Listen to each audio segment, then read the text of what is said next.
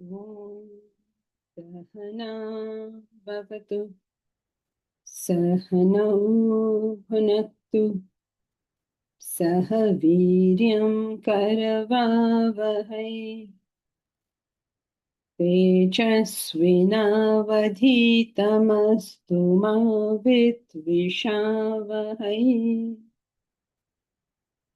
Om Shanti Shanti Shanti.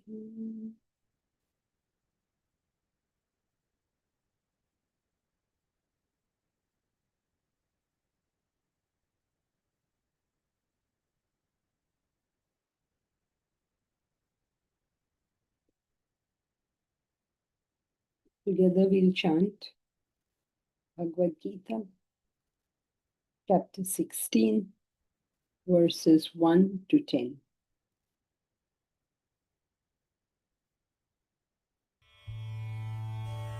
ॐ अथ षोडशोऽध्यायः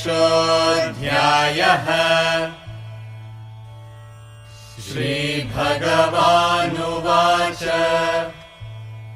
अभयं सत्त्वसंशुद्धिः ज्ञानयोगव्यवस्थितिः दानं दमश्च यज्ञश्च स्वाध्यायस्तप आजवम् अहिंसा सत्यमक्रोधः त्यागः शान्तिरपैशुनम्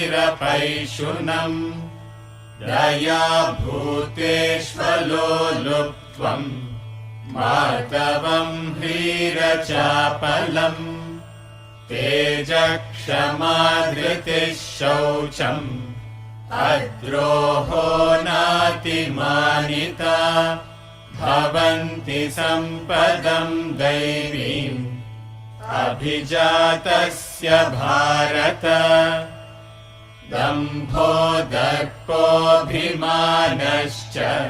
क्रोधः पारुष्यमेव च अज्ञानं चाभिजातस्य पार्थसम्पदमासुरीम् दैवी सम्पद्विमोक्षाय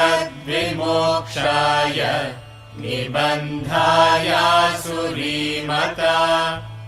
मा शुचः सम्पदम् दैवीम् अभिजातोऽसि पाण्डव द्वौ भूतसर्गौ लोकेऽस्मिन् दैव आसुर एव च दैवो विस्तरशः प्रोक्तः आसुरम् पार्थ मे शृणु प्रवृत्तिम् च निवृत्तिम् च जना न विदुरासुराः न शौचम् नापि चाचारः न सत्यम् तेषु विद्यते असत्यमप्रतिष्ठम् ते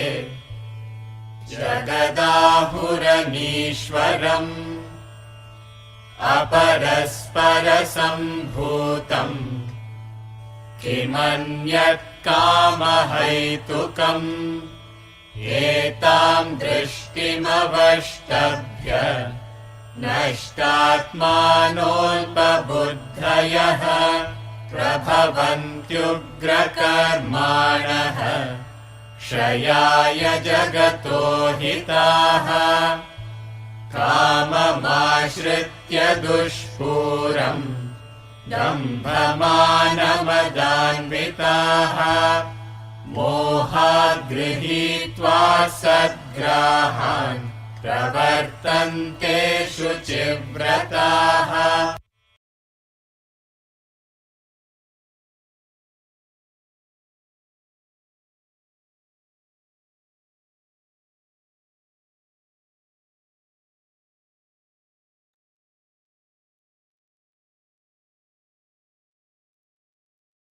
We have been studying the qualities of the divine.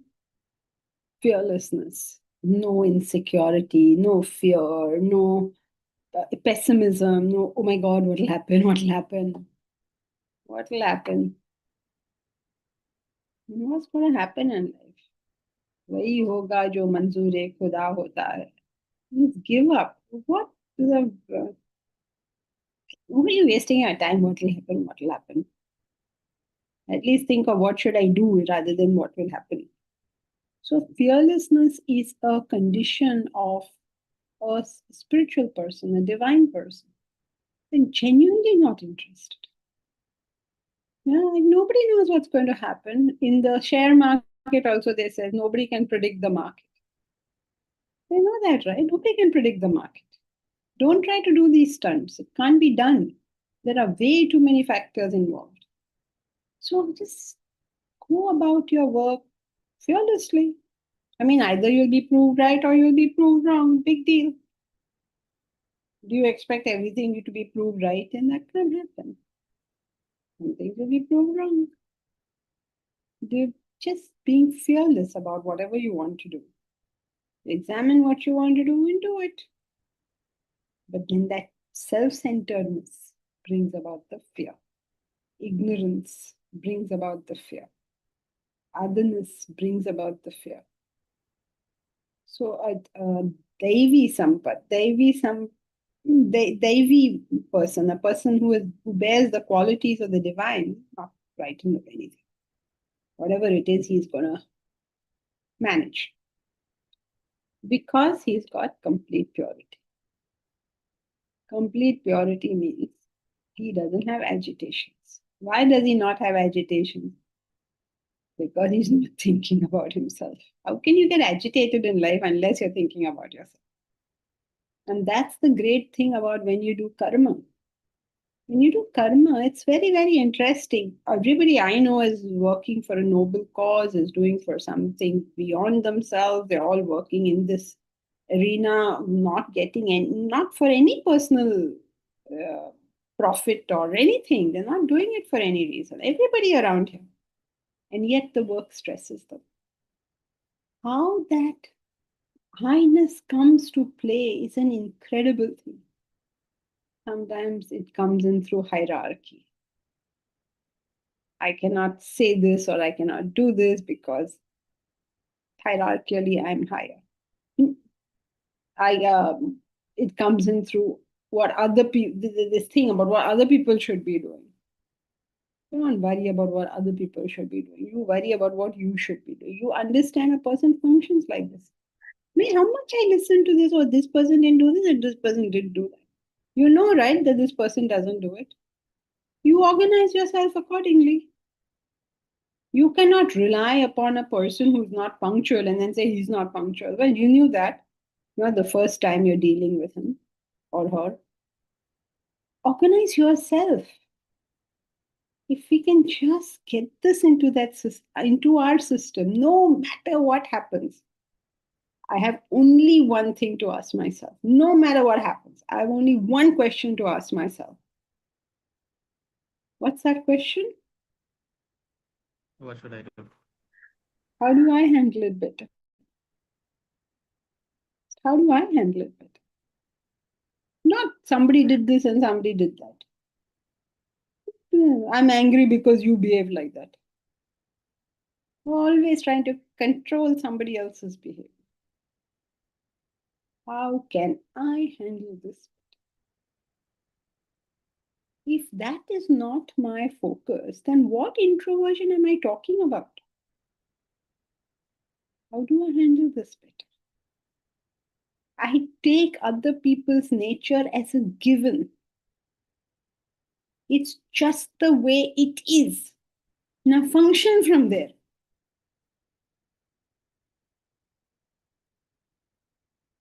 If you don't do that, you will not be able to be Completely pure. very good, Deepraj. Hariom Janki ji, Hariom I Ganesh. have one question. The question is, I understand that it's very, very clear that unselfishness leads to fearlessness. Okay, but there are levels to unselfishness. You can't go to at this maybe at this age you can't go to old age home and take care of them because you will fail. So it is. What about those people who are forced into unselfish behavior? Like maybe they have to take care of an ailing parent. And that's very tough, right? Or they would be fearful, attached. And how does one handle that situation? Principle stays the same. Increase your unselfishness. You're all the time thinking of yourself, and that's why something is difficult for you.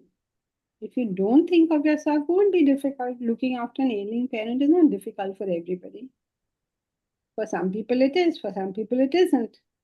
Depends on where the focus is. Which reminds me of that beautiful incident. It was very highly covered many years ago in international press and all that, but I don't know. I think we've also spoken of it. You know that during the World War, during the time of this, they bombed Japan. So people were taking their relations to the crematorium. I mean, so one young boy was carrying his dead brother, his dead brother. So then the people told him, it was long, long queues because you can imagine how many people had to be. It was like a COVID like situation, huge queues. So he was carrying his brother. So somebody said, he's a young boy. He's what, 7, 8 years old. He's holding his younger brother and he's been holding it in this long queue. So somebody said, why don't you put the body down so that it's a long wait. It's not like he's going to go in. So somebody said, why don't you put it down? It'll be too heavy for you. To which the boy looked up and said, he's not heavy, he's my brother. So it's that kind of nobility, It's like, no, he doesn't find it heavy. I mean, he's a 77. There must be some record of it on the internet, I suppose, now.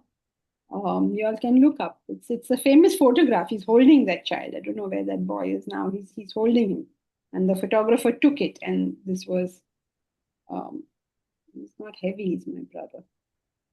So the moment that oneness is there, it's not a burden. It's when the oneness is not there. When it's I'm this, I'm that, I'm that, I'm this.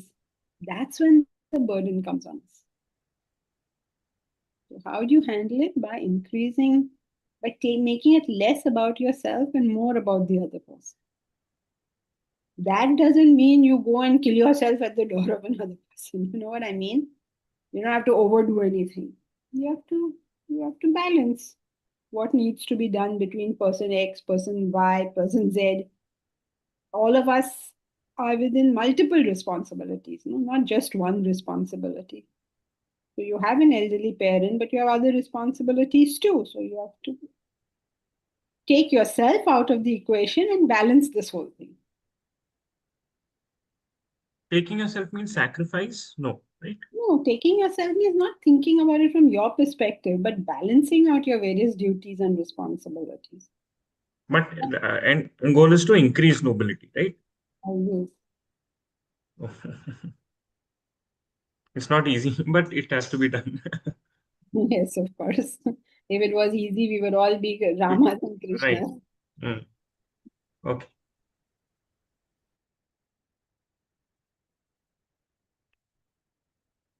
And being a caregiver, one needs to juggle and manage somehow. That's right. One will have to manage the various duties and responsibilities.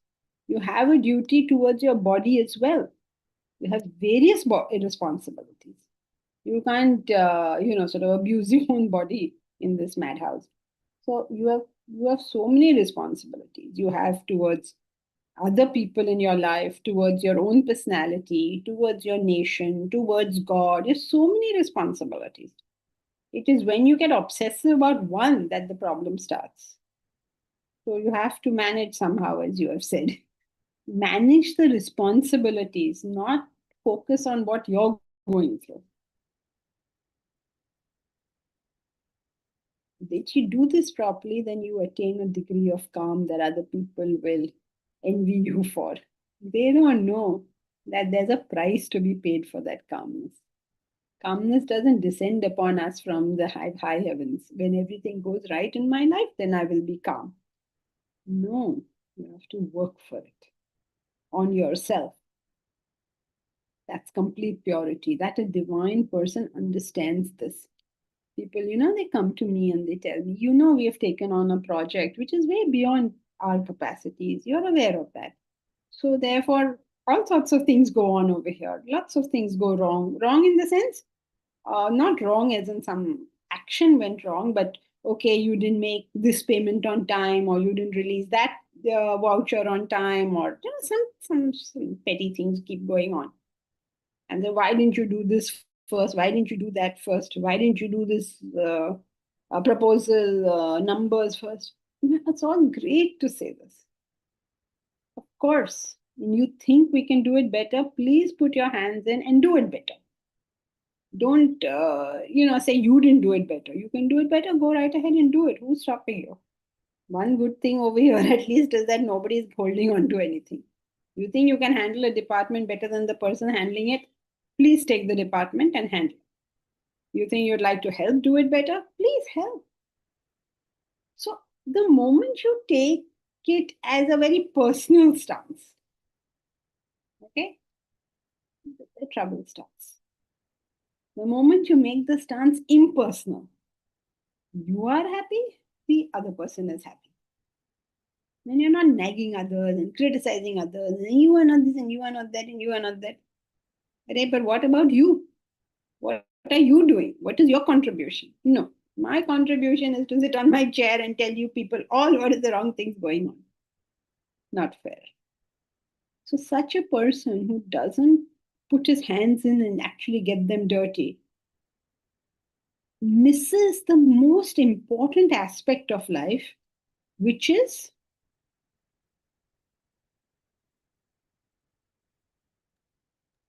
The struggle. Yeah, Bharat? The struggle part of it. Okay. Struggle. Yes. But if you don't do the struggle, then the worst, what you lose out on as a human is what? You lose peace of mind. Okay, one step before that.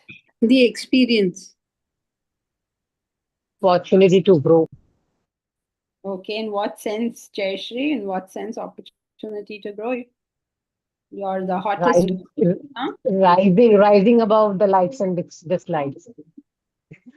Okay. When you don't put your hands in and struggle with it, what you miss out most is your capacity to see your own faults. Because when you sit in your high chair and say you should do this and you should do this and this is how you should do it and all that sort of stuff, what happens? Think about it. Immediately there's a sense of worship. Superiority. Superiority. Very good. That sense of superiority. I'm much better than you. But when you put your hands in and get dirty and you find that you're struggling, then your whole concept of your great superiority comes down. You begin to see you can't handle this. Janki-ji, striving and struggling is also an opportunity to evolve, no? Evolution is about striving and struggling. Yes, that is gone by, Deepa. We've gone into why. Everybody knows that. The question is why. More particular. Why is it an opportunity to evolve? Because it's an opportunity to see your faults. It's very, very easy to stand outside. See, Deepa, as an artist, it's very, very easy for a critic to come and say, why didn't you do this properly? Why didn't you do that? Why didn't you do that? Why didn't you do that? But when the critic starts painting themselves, then they begin to see, this is not executable. This is not doable. I am doing it, but it's not working. A critic he gets the sense of superiority. Always, I am advising you. I am telling you. I'll tell you how to do this better. And go do it. Let's see you do it. So the reason you get to evolve out of the strife and struggle is because you get to see your own faults. Your own faults, your own shortcomings, your own not being able to handle things. But when you're not getting your hands dirty, you think, oh, what is there? I can do this. Okay, try. So when you start seeing your own faults, when you start seeing that you can't handle it, and assumably you're studying Vedanta. So you say, okay, how do I handle this better? Think of two things that happen. Your ego comes down and you become Your intellect and you become problem-solving intellect. impersonal, right? Okay, this is a fixed point. This is how this person behaves. This is the thing that's happening. This is being fixed points in your mind. Now you function through them. You make your way through this maze. So many fixed points. But you make your way through that maze without thinking of yourself. Don't think of yourself. Oh, I am such in so much difficulty. Oh, I have done this and I've done so much for you. And today also somebody said, you make all your he called me up early morning. He's saying, because poor fellow, he was up till 11:30, saying you're making all your disciples work 24/7. No, I am not making anyone work 24/7. Some people are dedicated to a cause and they are working 24/7. As early morning, you guys are saying, why would I want anyone to work other than the fact that I wish everybody evolves? And the only way to evolve is to push yourself beyond what you can do. There's no other way. What can I do? You have to push yourself to see it in a different way. Doesn't have to mean you have to push yourself and work so hard that you collapse. Please don't, because then you'll create one more problem for us. Then we will have to take you to ICU. So please don't collapse. But where am I doing this wrong? How can I do this better? How can I deal with this situation in a better way? Where am I not getting it that this is not working? If nobody else, at least do it with your spouse. Chalo yaar, utna to kar lo. So at least your home life will become good. But somewhere we have to do it, no? Jankiji, also maybe the compassion quotient also increases in the person when a person sees that when you criticize someone and then do the same thing, then you realize what the other person also must be going through. Yeah. That is it, no? That's what it means when your ego comes down. That superiority sense comes down. I'm better than you comes down to I can't do this any better than you. I'm struggling as much as you are. I mean, that identification comes about. So it's these words like compassion and all. I mean, they're good words, of course, but there is unfortunately a slight sense of I'm little better than you, therefore I am compassionate towards you.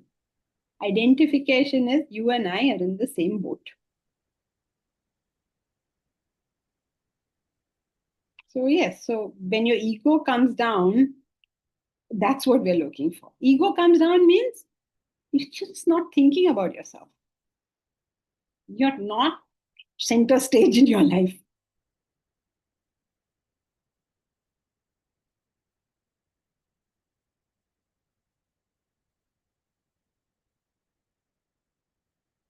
So when you do all these things, one attains complete purity. So you have to do your karma along with your studies, along with attending classes. I've noticed many people are doing karma, but now that they're doing karma, they don't think they need to attend class. They say, okay, I've got it. So that karma is not so beneficial because it's coming from a sense of superiority. Whatever. Then we had steadfastness. Very, very important quality about how consistent can you stay with. Any idiot can think good thoughts sometimes. How consistent can you stay with it? How consistent can you stay with the goal? It's the one thing that makes the difference. It's better you do 10 minutes a day and do it every day. Then you wake up once in a while, like do a lot and then go on to sleep forever. So steadfastness, that quality of just being consistent with whatever you're doing, day after day, every day, come hail or sunshine. Steadfastness and knowledge in yoga. In our class, obviously, we are not talking about being steadfast in swimming, but steadfast in knowledge and yoga, obviously. But you can learn from other high achievers. Whatever they have wanted to do, they have gone for it day after day. Similarly, if we want our spiritual growth, we have to go for it day after day, every day. Charity. Charity is the spirit of giving. Sometimes when you say no, that can be a very charitable thing to do. With the spirit of giving. Self-restraint. You're not doing it because you're forced. You're not doing it because you don't have the ability to do it, or you don't have the wherewithal to do it, or don't have the resources to do it. You know what you're doing and what you're not doing, and you stick to that. And you're choosing what you're not doing or doing based on Your goal. Goal. there's no concept of self-restraint without a goal. So if you don't have a goal doesn't mean, oh yes, I want self-realization. That's not a goal. A goal because of which all your actions are motivated by that goal. And all your rejections are also motivated by that goal.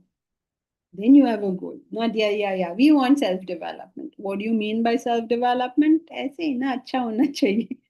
This is not a goal. A goal is a very definite thing. This is what I want. And if you don't have that, buddy, you ain't getting it. You cannot get something that you don't know you wanted. So first step for everybody has to be, what is this clear goal? You can't say, oh, my goal is to study the Gita. The goal is to study the Gita. That doesn't mean you can listen to lectures. That's not what studying the Gita means. Oh, my goal is to learn Vedanta. That's not a goal. Unless it is backed up by all the actions that you need to do. And you have a plan, a program. What are all these actions that you need to do? And where you hope to be after a certain time. All that we don't. Sometimes spirituality is an excuse to do nothing. What do you want to do? I want to learn Vedanta. How convenient. How very convenient. Is there a target? No. Is there a progression of actions? No. Is there some timeline to this? No. Then how does that become a goal? So be careful not to fool yourself. You can say, I don't want a goal. I don't have a goal. That's fine. Okay? But don't pretend to have a goal. And that is included in the quality known as Arjava. Arjava, I knew Aditi. The quality of uprightness. Don't fake it for heaven's sake. At least say, I don't have a goal. I don't want a goal, you can also say. Because that's very much your right to not have a goal. It's very much your right to choose to do nothing. You can. It's your right. It's your life. You can do whatever you want with it. And if that means doing nothing, well, if that's your choice, then that's your choice. But don't fake it. Because it's better to be tamasic and say, I don't want to do anything, than to have the tamas of hypocrisy and fakeness. There are levels of tamas also. Doing nothing is better than hypocrisy and fakeness. At least say it, whatever it is. Not to the rest of the world. You don't have to go around with a Dindora Pito fine. Yeah, I don't have a goal. I don't have a goal. Please notice I don't have a goal. I'm going to say all this. But for yourself, have to know. So there is no self-restraint without a goal. How are you going to get a goal if you don't have it? please study the scriptures. Understand what are goals. What are the kind of goals that one can have? What is the consequence of having such goals? What is the consequence of not having a goal? You know the consequence of not having a goal?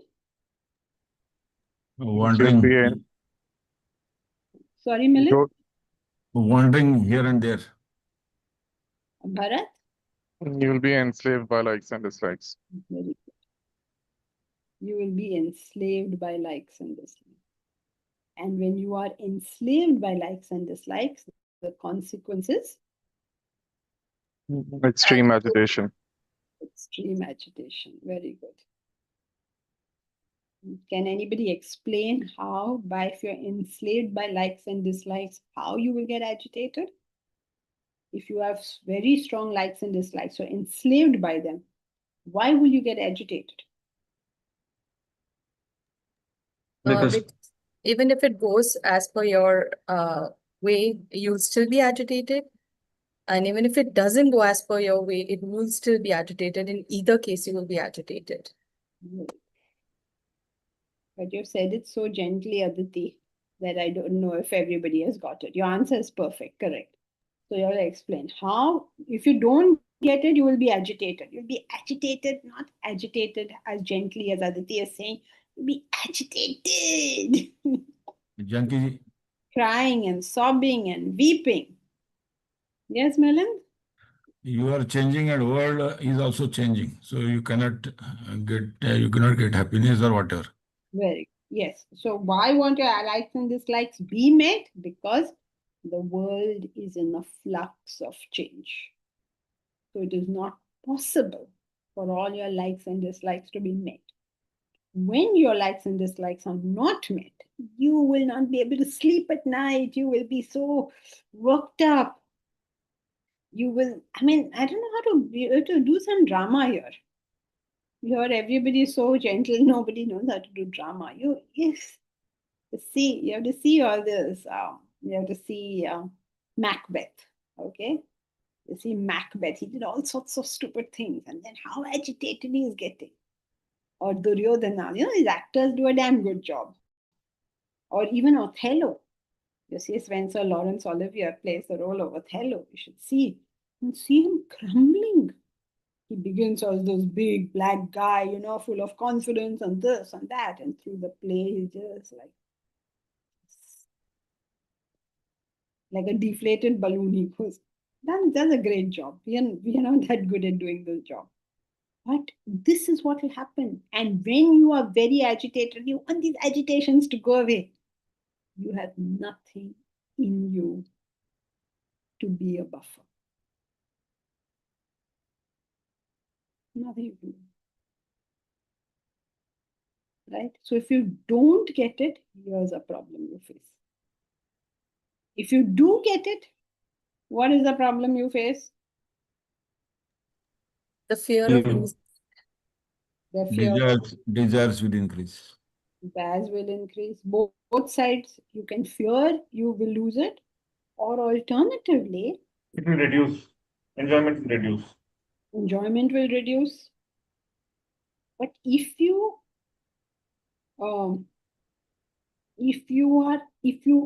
is perfectly also as you like it, everything you want, you will still find something to grumble. I told you. These students who study for going to engineering colleges and all that, they succeed in going. They get good ranks and they go, and then they go and grumble about, oh, the food is so bad, this is so bad, I miss my home. That's what you worked for. Yes, correct. Very good. Good example. That's what you work for. That's what you got. Now what are you grumbling about? But you don't know this other example, Deepraj. We've got a great example. But the more one that everybody in class will understand is marriage. You wanted to get married. Okay, now let's say a girl wants to get married. Then she gets a wonderful husband, very handsome, very rich, very educated, very everything, whatever, all tick, tick, tick, everything she wanted, she got. Then they're married. Then he doesn't help me with housework. He thinks I should do everything. Why should I do everything? He should also help. Okay, so now he's rich, intelligent, educated, good at sports, and also helps in housework. Now everybody is thinking, ye acha wala hai, ye aise mujhe milna chahiye. If you find a husband like that, you will say कि ये बर्तन क्यों इस्तेमाल किया, ये सब्जी यहाँ क्यों रखी. And there's no way you can be satisfied. The human mind is such, it cannot be satisfied. I told you about the soaps, remember? There were no soaps in the house. I thought, oh hell, forgot to get the soap. I went and I saw in the pantry, the soaps were there. Right soap, the one which we always buy. The right everything. The right quantity also, because you have to buy in a certain packaging, otherwise it's more expensive. You buy that particular packaging, that particular one is the right price. Everything else works out more per unit. Everything is right. But that flavor was wrong. So, oh God, this is the wrong one. This is the nature of the human mind. What can you do? Your capacity to find something wrong in what happens is incredible. Incredible. That's why husbands give up. But you don't know. You don't understand what you have just said. You said the right thing, but you have no. I think same is with wives. Wives also give up. Yes. Both give up. There is no. Yeah, it's correct, Annie. What you're saying is true. Suppose a man marries a woman who's very beautiful, very rich, very intelligent, very subservient to him, makes fantastic food. What else? Everything. Then she makes him food like 5 dishes. But then you'll say, oh, how come you haven't put cut onion with this dal? What happened to the 5 dishes which she has made? No, but where is it? I like to have cut onion. I don't know. Annie, are you familiar with this? In India, they like to have onion. Oh yeah, absolutely. And if it isn't the cut onion, it's something else. It's always men just find ways to grumble so that, I think they do that so that the wives don't kind of get complacent or they don't this thing. They must say something so that, it's like that. No, Annie, it's not like that. It is because the human mind is like that. It's nothing to do with men and women. Are you not married? You seem to have joined this bachelor's gang. I am a widow, actually. So sorry to hear that, but all these bachelors here have all these views on women and men, of course, depending on which side they are on. It's the human mind. The human mind is not capable of being satisfied.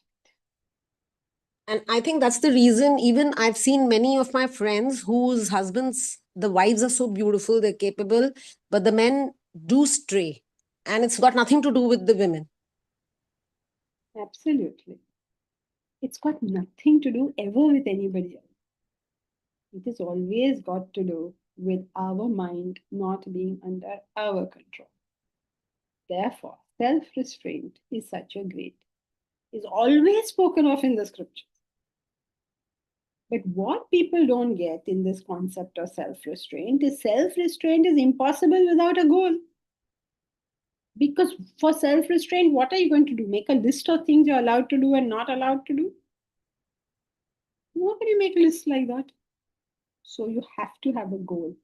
That which takes you to your goal, you do. That which doesn't take you to your goal, you don't do. That is self-restraint. Now, to be able to understand. Strong boundaries, that also helps. Strong boundaries helps when you don't have a goal. When you have a goal, you don't need a boundary. When you don't have a goal, then you need, what they call good values, good habits, good boundaries. You need all these things because the goal is not there. If the goal is there, then you don't, then what is all this? You need laws, you need punitive measures. See, all these various things are meant to keep human beings on track. From values to laws to punitive methods. All of this. But if we know how to keep our own minds under control, none of this becomes necessary. Since we don't know how to keep it under control, we need laws, regulations, rules. We need all these things. We need somebody to say, if you do this, you will go to jail. If you do this, they'll fine you. You know, people don't wear seat belts until the government says, I will fine you if you don't wear it. The seat belt is not for the government's well-being. Seat belt is for your well-being, but you still will not do it. Janki ji, there are people who hold their helmets in their hand and so uncomfortable in the two-wheelers. And when they see a cop, only then they put it on top. But they're ready to hold it and ride with one hand. So this is the human mind. Janki ji, if a person has a goal, generally, if you want to achieve something and also has self-restraint to a certain extent, what about the conduciveness of the environment? Because you had given an example that, how when a sapling is, surrounded with a fence initially, till it grows out into a tree. So what about, does environment also play a role? Yes, of course, it plays a role as long as you have not put your fencing. If you are at that stage, then you are going to do everything that your goal demands, and your goal now demands a fencing, so you put it. Then after some time, your goal will no longer demand that fencing, so you remove it. It's all based on your goal. That is why when we are going to do the course, people have to stay there for 1 year, full time, no going out at all. Is it a jail? It's not a jail. It's a way to put you on that track, to do it for 1 year consistently, so that after that you will always do it. You will never forget it. So why do we do that? Because the mind at the moment is not trained. We are only doing for 1 year. But I mean, in olden times, it will be for 10 years, 15 years. Can you imagine that person who comes out after that much time? It's fixed, we won't move, we won't budge. If you did it properly, of course, some people get all suppressed and frustrated and then cause other problems. So basically, your goal has to moderate this. Okay, Miran? Thank you. So self-restraint requires a goal. Self-restraint requires that you say that if it takes me to my goal, I will do it. If it doesn't, I won't do it. To have that, you need discrimination. You need to know what will take you to your goal and what will take you away. That's another problem. For that, you require Morning studies. Studies. You need development of discrimination, which will only happen through reflection. It cannot happen in any other. And then how do you develop muscles? There's no other way. You have to lift weights. You can take steroids and grow big muscles, but they'll be fake muscles. So there's no other way. You have to lift the weights. What else are you going to do? So similarly, if you want to develop discrimination, the only way is reflection. Now, if you do reflection randomly, how are you going to develop anything? You can't lift weights randomly. Jab man ka hai, weights lift kar diye. You have a schedule. You have a schedule of what you're going to lift, how much you're going to lift, when you're going to lift, right? Similarly, you have your time. You have your time. Morning, I do this. Morning, I'm going to reflect. What am I going to reflect on? I'm going to reflect on the truths of life. Why am I going to reflect on the truths of life? Because it's the most potent thing for me to develop my discrimination. What else am I going to develop my discrimination with? As much. Because when I reflect on life, I get a 360-degree view. If I reflect on anything else, I will get a view of that, whatever that is. So self-study. And then comes austerity. If you want to study in the morning, that will force you to live an austere life. Why will you live an austere life? Because you want to study in the morning? Because if you want to study in the morning, you need to get up in the morning, and to get up in the morning, you have to sleep at Very good. and eat on time. You have to sleep on time. Yes, you can't get up if you haven't slept, because if you sleep at 2 o'clock and try to get up at 4 o'clock, you can't study, you can't reflect, your intellect won't function. So you live an austere life. Austere life means you're not overly excited about things, so that you are able to keep that morning study routine going. When you get excited, you get indulgent. You don't get excited. Do whatever you need to do, I mean, obviously. So therefore, austerity is defined, tapas or austerity is defined as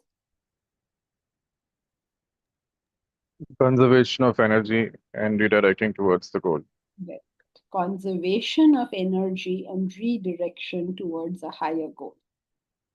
And when you start doing it, you'll be amazed that this is where enjoyment starts showing up in life.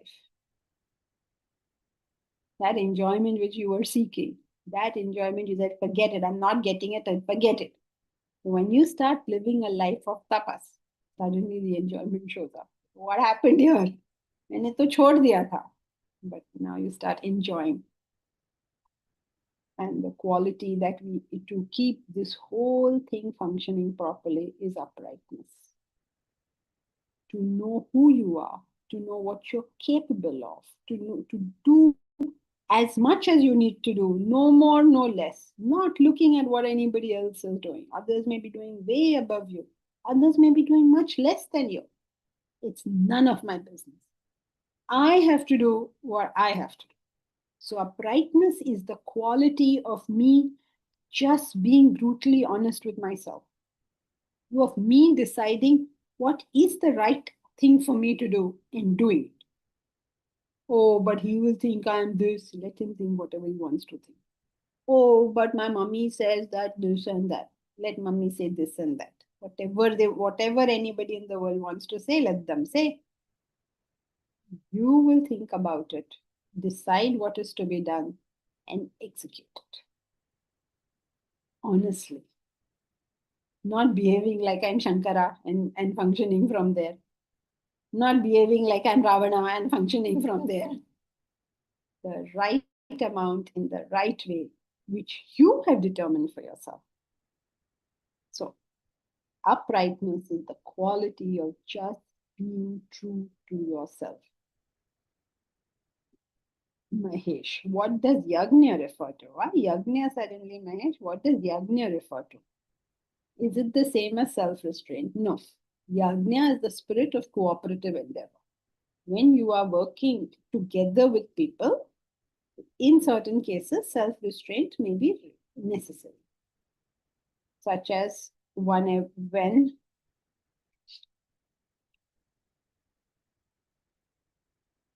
oh, you mean here, I missed yajna. Oh, I see. Okay. So yajna you have studied multiple times. You know it is the spirit of cooperative endeavor. It is your capacity to work for a higher cause in life. In a spirit of cooperative endeavor, like we're doing this together. That sense is yajna. So you're familiar with that, right? You've done it quite a lot about how it is putting in all your abilities along with all others so that a higher mission can be achieved. Much like what we are doing for building up the university or building up the campus currently. We're all working together to the best of our abilities to make this happen. It is Karma Yoga. He's referring to being able to do Karma Yoga. Okay, Mahesh? Yeah, thank you for pointing that out. I didn't do your best. You're right. Right, Yeah. so, Janki ji, when you were saying don't compare yourself with others, what about others who are more evolved than you, like a guru, or it makes good sense, like when you're lazy, or you would think like, would your guru do this, at that point of time? So you can have a some kind of, not comparison, but some kind of ideal to live up to? Yeah, I Because, mean, if that yeah, works for you, sure, but be sure that you don't do something well beyond your capacity, because your guru may be able to do things way beyond what the person, yes, yes, like for instance, Swamiji went on for what, 60, how many years? 70 years without taking a holiday. If you and I tried to do that, we might collapse. yes, definitely. So Mhm. we have to know how much also we can't do what people way above us do. So you can use it as a motivation, like, I must not crave holidays because there are people who worked for decades without holidays. So what am I talking about holidays? If I need a holiday, I have to improve the way I'm working. So that way you can do. But if you need a holiday and you're going to collapse without it, then please do take that holiday. Okay, yeah. Okay, So thanks. yes, so if it works for your goal, yes, you can do that, but don't use it as like a comparison point. It's Yeah. now the way you're saying it is a motivation point. Yes, what I meant is motivation. Yes. All Thank you, in the thanks. intention. No? And uprightness, like consistency, are very important qualities, because the other ones become self-evident to us. But this quality of being upright or being consistent, they're not always self-evident to us. They are like always that I am going to be a spiritual person, so I'm not going to be a hypocritical person. Very important. It should not be that my external persona is something and my internal persona is something else. No. Through and through, it's the same. What you see is what you get. That doesn't mean, please, you start becoming rude with people and you say, oh, I thought you were an idiot, so I told you you're an idiot. That's not what it means. What it means is that you are a single person, a single unit, not a divided unit. At work, I'm like this, at play, I'm like this. No, I'm one person. And this one person then transacts in different ways, maybe with different people, but it's one person. Another thing regarding this, one can always think that, do I have it in my mind that, okay, if this person says what I said to this person to the other person, will the other person think bad about me? That is also a marker where you can kind of see. I mean, the to see whether you're being a consistent person. Yes and no, because we can't take. Yes, that's usually a good thing, but it's not an absolute thing, because what other people will say for you doesn't count. Somebody may look down upon you because you said or did something, but that's his ignorance, not yours.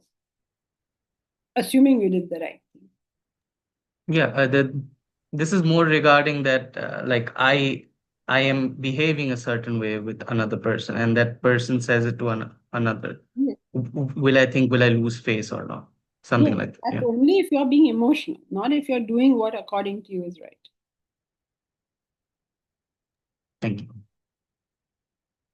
Okay, so verse 2. Aditi has a question. Oh, okay, go ahead, Aditi. Janki ji, just wanted to know, it's a very tricky quality, Arjava.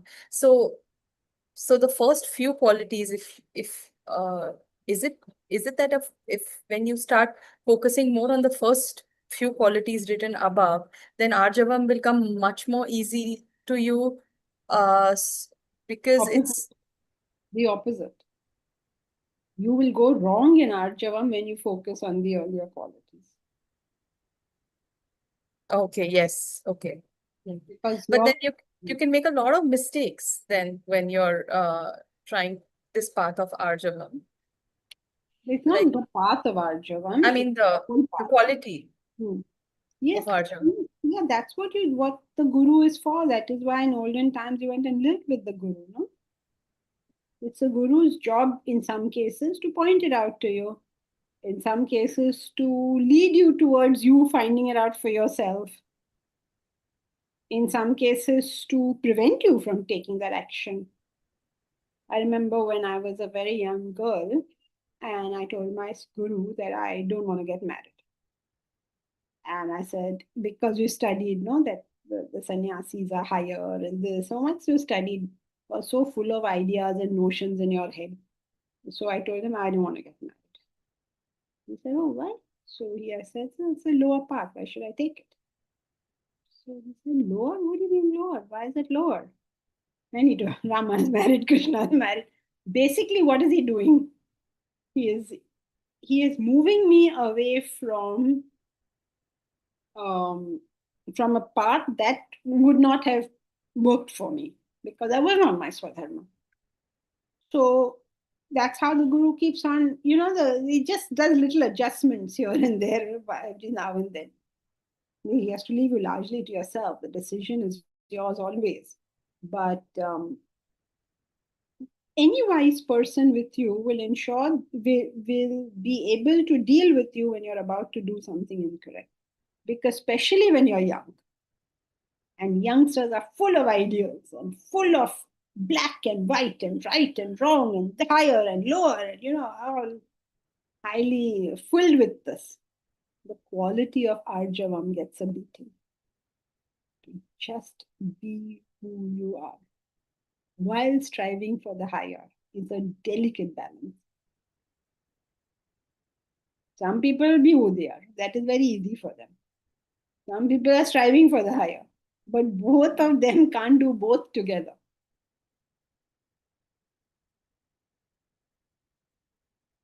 You're muted.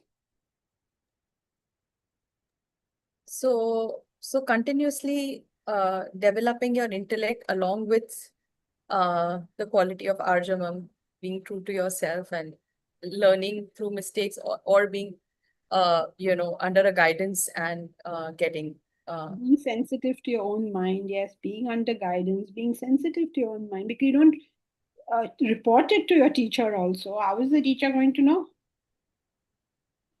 I mean, assuming that's why Kabira has this thing. Jo Guru Rahe Banarsi. What is it? Jo Guru Rahe Banarsi. Shishya Ganga Tir. Ek palak bikhre nahi. Gun hove sharir. If basically, what is he saying? That the Guru is in Banaras and the Shishya is far away, beyond the Ganga somewhere. Okay? Ek palak bikre nahi. It doesn't take a second. Gun hove sharir. That means you go back to erroneous ways of doing things. You go back to your original way of doing things. So if your original way has been indulgent, you'll be indulgent. If your original way is too idealistic to keep your feet on the ground, you'll do that. Whatever. Gun hove sharir. I mean, like apna gun se wo karte jayega.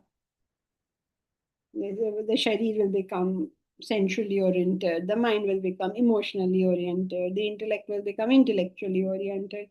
Gone off. You don't know you've gone off. So proximity to the teacher is a very important thing. Now, what proximity to the teacher? Somebody's in Canada, somebody's in USA. Like what proximity to the teacher? So those days are gone. So therefore, there must be some. Now, of course, when we create the facilities, there's a greater possibility of at least everybody should make some attempt to come there, spend some time, live over there for some time, so that magnetizing by the world reduces. Stay in the right environment with other people who are all wanting the same goal. It's a big boost. Thank you, Janki ji. Bharat. Jo Guru base Banarsi, Shishya Samundar Tir. Ek palak bikhre nahi, jo gun hoye sharir. Thank you. Janki, this is what I was saying about the motivation thing, So the Guru keeps you on track, in your journey. That's yeah, the Guru keeps you on track, but that Yeah. track may be to bring you down also. Correct. He does both. He Yes. takes you up, he brings you down. He deflates your ego in a way that sometimes you can't bear. Mhm. Yes. some needle into you so badly that you don't know what happened here. So yes. Okay, so that's it for the class for this week. What is our latest news and views? Big thank you to Sahu and Anita Menon, who have given us a large donation and brought relief in the minds of many of those working on this team. No, I wouldn't say brought release, took us away from a heart attack, I would say, because we need, as you all know, we need 80 lakhs. That then what else happened? Then that silly cabin fellow of ours, he didn't give the cabin only. Can you believe it? So now he has given us a new date. I don't know if this is good news or bad news. In some sense, it's a good news because until he gives us a cabin, we don't need to make a payment. So I don't know what to make of this. So maybe it's good news, maybe it's bad news. I'll leave it to your discretion. In the meanwhile, Sahu and Anita have helped pay for one of the cabins. Now 9 more to go. And of course, that is only starting point. Then we have to get furniture and all. So Jayashri and I are going somewhere today, thanks to Nilofer, to measure some furniture that these people want to give away. All the cabins will have to be uniform, but in the other places, maybe we can put some random furniture. And then we need all the other things, like bed sheets and towels and napkins and buckets and waste bins. Do we have a waste bin on our list, Jayashri? Please check whether we put it here. Okay. Waste bin, pillow covers, all that, beds, mattresses, all this will be needed. But the cabin hasn't arrived. But of course, he says he'll now send it on 4th September. So now 2 things have to happen. 4th September, he said. No? So 2 things have to happen. One is we must have the money. 2 is we must have the cabin. These 2 are both going slowly. Then what else happened? Oh yes, our other buildings are almost there. Our team is going to the plot to do the interiors.